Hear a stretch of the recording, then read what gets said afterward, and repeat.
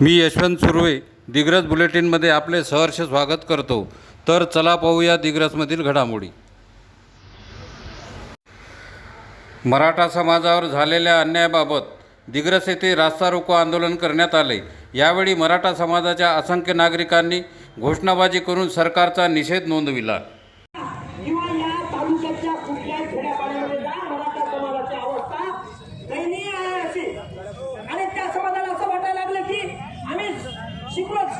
शिकलो आम्हाला काही सवलती नाही, मग आम्हाला सवलती नाही तर नोकऱ्या नाही।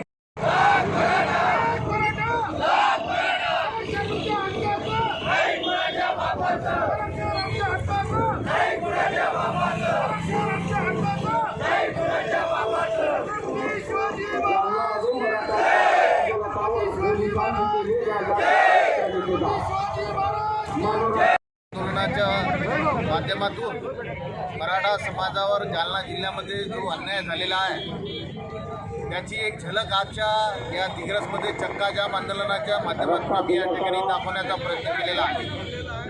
परंतु मराठा समाजाला आरक्षण जर मिळालं नाही तर यानंतर जी रूपरेषा महाराष्ट्रामध्ये मराठा समाज जो ठरवेल या रूपरेषेच्या माध्यमातून मग यवतमाळ जिल्हा बंद करण्याचं आव्हान असो किंवा वेगवेगळ्या माध्यमातून कोणतेही आंदोलन करण्याच्या माध्यमातून असो, आम्ही निश्चितपणे मराठा समाजाला न्याय मिळेपर्यंत आता हा लढा कायम ठेवणार आहोत। अत्यंत साध्या आणि सरळ असा आमचा एक मराठा समाजाचा कार्यकर्ता त्या ठिकाणी उपोषणास बसला। 2000 ते 3000 लोकवस्तीचं गाव असताना सुद्धा एवढा प्रचंड ताफा पोलीस यंत्रणा त्या ठिकाणी गेली आणि या गृहमंत्री देवेंद्र फडणवीस साहेब यांच्या आदेशानं त्या ठिकाणी जो भ्याड हल्ला आमच्या मराठा समाजाच्या बांधवावर त्या ठिकाणी झालेला, त्याचा आम्ही या ठिकाणी मराठा समाजाचे बांधवच नाही तर इतर समाजाचे सर्व बांधव सोबत घेऊन या ठिकाणी आम्ही जाहीर निषेध करतो आणि या सरकारचा धिक्कार या ठिकाणी आम्ही सर्व जाती धर्माचे लोक एकत्र येऊन या ठिकाणी करणार आहोत। परंतु पुढील आमची रूपरेषा अत्यंत शांत मार्गाने या महाराष्ट्राला या देशाला कसा मोर्चा काढला पाहिजे हे दिशा दाखवण्याचं काम मराठा समाजानं सातत्यानं गेल्या 3 वर्षापासून या ठिकाणी केलेलं आहे। परंतु अत्यंत शांतता आणि संयम पाळून सुद्धा या ठिकाणी आरक्षण वारंवार राजकीय हेतुपुरतं आमच्या मराठा समाजाच्या लोकांना त्या ठिकाणी आरक्षण देत नाहीत। तर आता आम्ही उद्रेक केल्याशिवाय राहणार नाही आणि उद्रेकाच्या माध्यमातून या ठिकाणी मराठा समाजाला कसं आरक्षण मिळत नाही याचं निश्चितपणे आम्ही सर्व मराठा समाजाचे बांधव एकत्रित घेऊन आमचे ओबीसी बांधव सुद्धा सर्व जाती धर्माचे लोक आम्ही सोबत घेऊन आज जे आमच्या समाजावर जो अन्याय होत आहे त्याला वाचा फोडण्याचं काम निश्चितपणे आम्ही या ठिकाणी करू आज आम्ही सरकारला या ठिकाणी इशारा देत आहे।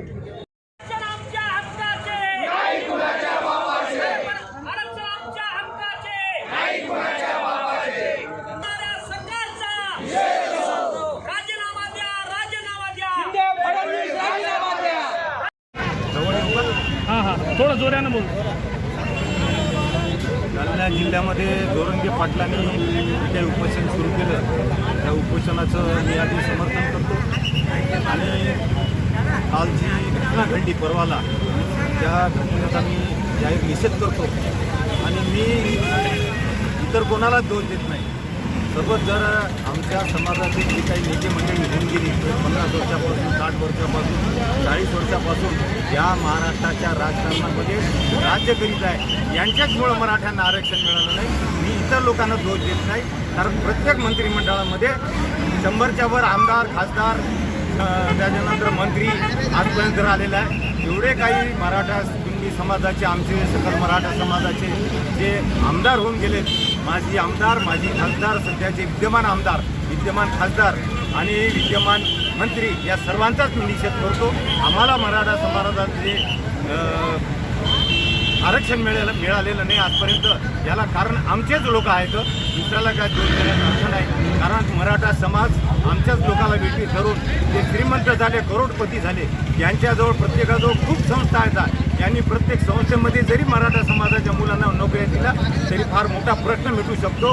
पण यांना डोनेशन घेतल्याशिवाय कोणालाही हे नोकऱ्या देत नाही तर ते मग कुठल्याही समाजाचं त्यांना जमते आणि फक्त राजकारण करायचं म्हणून हे जे काय असते आता आंदोलन करणं त्यानंतर लोकांना वेठीस धरणं मराठा समाजाला वेठीस धरणं ही बाब इथे ते आपल्या निदर्शनास येते. खऱ्या अर्थानं जर अभ्यास केला तर काल जोरंगे पाटलाला जी काही भेटायला मंडळी केली 2-3 दिवसामध्ये आमच्या समाजाची, कोणी पेट्रोल घेऊन गेलं, कोणी डिझेल घेऊन गेलं, कोणी कापूर घेऊन गेलं, कोणी राळ घेऊन गेलं. हे चारी पदार्थ कशासाठी असतात आपल्या सर्वांना माहीत आहे. कशासाठी गेले तुम्ही भेटायला? याच्या आधी का नाही भेटते? पण तुम्ही जेव्हा सत्य होते, मुख्यमंत्री होते, माजी मुख्यमंत्री असतील, आणि आता 2.5 वर्षात मागच्या मुख्यमंत्र्यांनी 2.5 वर्षात का नाही दिलं? जेव्हा हायकोर्ट मान्य करते, सुप्रीम कोर्ट मान्य करते, तेव्हा मग तुम्ही गोळ्या खेळत होते का?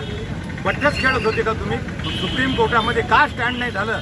हे आरक्षण हे महत्त्वाचा मुद्दा आहे. लोकांना दोष देऊ नका. मी एकट्या शिंदे सरकारला दोष देणार नाही. आजपर्यंत जेवढे सरकार होऊन गेले सर्व सरकार सारखेच दोषी आहे या सगळ्या गोष्टींना. तेव्हा मी आताच्या सरकारला विनंती करतो की त्यांनी लक्ष घालून या मराठा समाजाला आरक्षण दिले पाहिजे. कारण मराठा समाजाची आर्थिक परिस्थिती अतिशय हालाकीची आहे.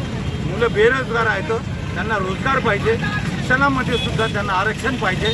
कारण शैक्षणिक बाबी आज अतिशय महाग झालेल्या आहे. त्याची फी मराठा समाज भरू शकत नाही. म्हणून मी सरकारला विनंती करतो की त्यांनी नोकऱ्यामध्ये आरक्षण द्यावं, शिक्षणामध्ये आरक्षण द्यावं. या सगळ्या गोष्टीचा त्यांनी सिरियसली विचार करून मराठा समाजाला न्याय द्यावा अशी मी त्यांना विनंती करतो. धन्यवाद. दिग्रस्त सकल मराठा समाज यांच्या विद्यमानाने, यांच्या संयुक्ताने हा चक्काजाम आंदोलन केला आहे. मराठा समाजा मागील काही वर्षांपासून अनेक मागण्या आहेत. आरक्षणाची मागणी आहे, शिक्षणामध्ये सवलतीची मागणी आहे. पण या आत्तापर्यंत मराठा समाजाने जे 56 मोर्चे काढले आहेत ते एकदम शांतप्रिय आणि प्रत्येक समाजाने त्याचा आदर्श घ्यावा त्या पद्धतीचे मराठा समाजाने एक नवा इतिहास रचून अनेक मोर्चे काढले आहेत. पण या शासनाने या अनेक मोर्चांची दखल घेतली नाही. फक्त कानावर वारे घेतलेत, पण या मोर्चाला कुठे न्याय दिला नाही. त्या पद्धतीनेच दिग्रस्त सकल समाज, मराठा समाज आज हा आक्रोशित झाला आहे. त्यांच्या मनामध्ये एक संतापाची लाट उसळली आहे की खरंच मराठा समाज इतका दुर्बळ झाला आहे का? खरंच मराठा समाजाला आपल्या मागण्या मान्य करण्यासाठी रस्त्यावर यायचं आहे का? एकेकाळी या महाराष्ट्राचं राजकारण चालवणारा हा मराठा समाज पण आपल्या न्याय हक्कासाठी आज रस्त्यावर उतरला आहे. ही फार शोकांतिका आहे. पण या सरकारला, या त्रिहेरी सरकारचा आम्ही सर्व मराठा समाजातर्फे जाहीर निषेध करतो. या सरकारचा नव्हे, आत्तापर्यंत जितके काही राजकारणी, जितके काही सत्ताकारणी आहेत त्यामध्ये सगळे मराठा समाज, आमदार असतील, खासदार असतील, सगळं मराठा समाजातर्फे आम्ही त्यांना आज भावपूर्ण श्रद्धांजली वाहतो. कारण एकही मराठा आमदार, एकही मराठा खासदार या मराठ्यांच्या आरक्षणासाठी, या मराठ्याच्या रक्षणासाठी रस्त्यावर उतरला नाही. ही शोकांतिका आहे. दुसऱ्याचं घर जळते म्हणून आपले शांत ठेवावं, हा मराठा समाजाने असलेल्या आमदार खासदारांची वृत्ती आता बदलवण्याची वेळ आहे. या सर्व घटनेचा आम्ही सकल मराठा समाजातर्फे जाहीर निषेध करतो आणि येत्या काही दिवसातच हा महाराष्ट्र, हा मराठा समाज पेटवेल. जेणेकरून जोपर्यंत जालना येथील घटनेची सरकार, शासन, प्रशासनातून चौकशी होऊन दोषींवर कार्यवाही होणार नाही तोपर्यंत हा मराठा समाज शांत बसणार नाही. याची सर्वांनी, शासन प्रशासनाने खात्री घ्यावी.